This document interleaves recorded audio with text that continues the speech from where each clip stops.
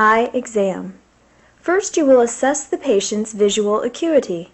They may leave their contacts or glasses on for these tests since you are determining whether they need further evaluation. For the Rosenbaum test, have the patient hold the card at forearm's length, or approximately 14 inches. Ask him or her to cover their right eye and read the letters and numbers on the lowest line they can. Ask the patient to switch eyes and repeat. You may ask the patient to read the line backwards this time to prevent memory rehearsal. Finally, ask the patient to read the lowest line possible with both eyes open.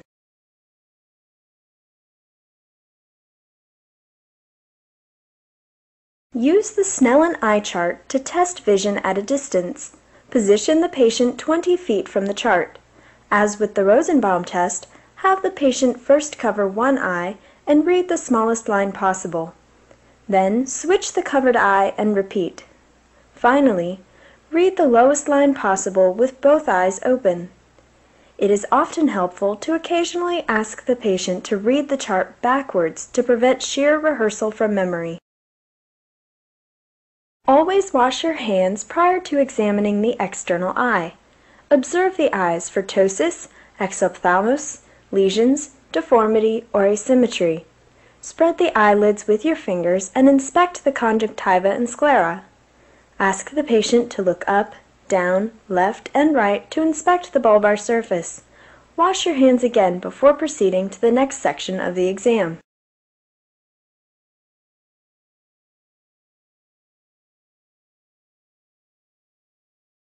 To test the patient's visual fields, stand about 3 to 4 feet in front of the patient.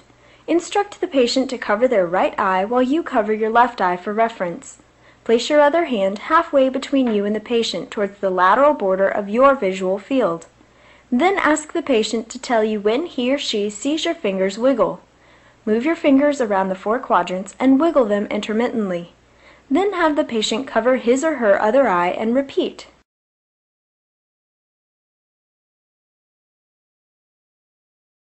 Finally, with both eyes open, hold up both hands and ask the patient to identify which hand moves, left, right, or both.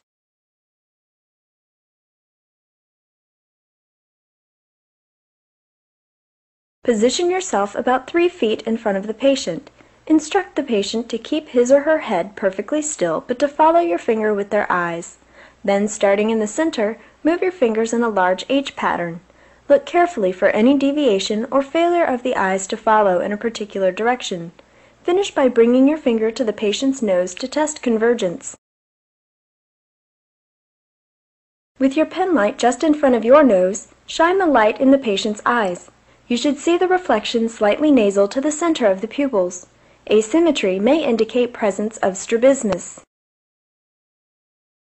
Use a pen light or the light from the otoscope to test the patient's pupillary reaction.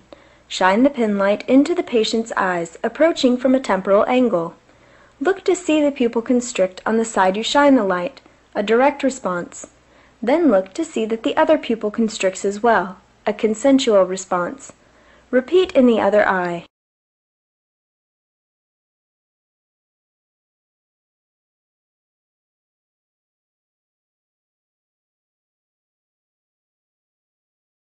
To test accommodation, place your finger a few inches in front of the patient's nose. Ask him or her to quickly switch focus from a point across the room to your finger. The pupils should constrict.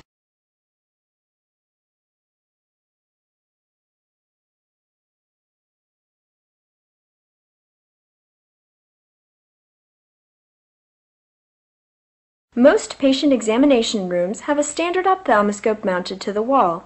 Adjust the aperture and diopter and adjust the light to about half maximal intensity. Dim the room light. Then, holding the ophthalmoscope in your right hand, hold it up to your right eye to examine the patient's right eye. Ask the patient to look straight ahead while you approach from a temporal angle.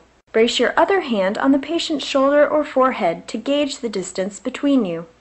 Once you elicit a red reflex, an orange glow in the pupil, follow it in through the pupil. You should be almost touching the patient's eyelashes. Find a vessel and follow it centrally to the optic disc.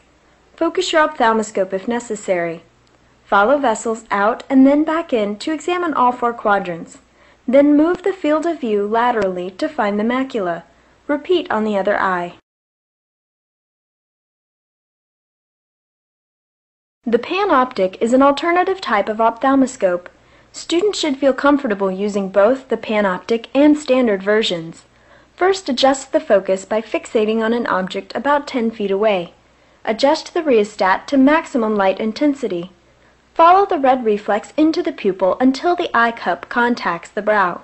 Compress the eye cup halfway and adjust the focus if necessary. The field of view is much larger with the panoptic.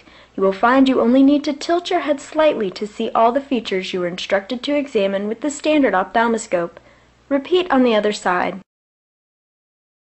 To test the corneal reflex, loosen the tip of a cotton applicator so you have a very small surface area.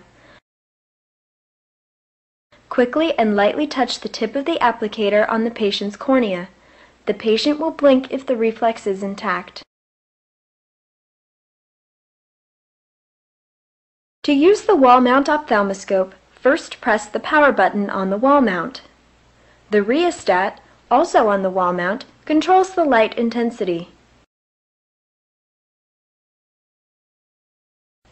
On a handheld unit, the rheostat is usually near the top of the handle. Press the green button and turn to adjust light intensity.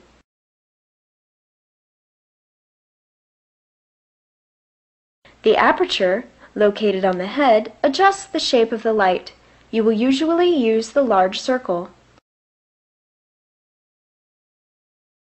The diopter is the focus of the instrument. Set the diopter to 0 if both you and the patient have 20/20 vision.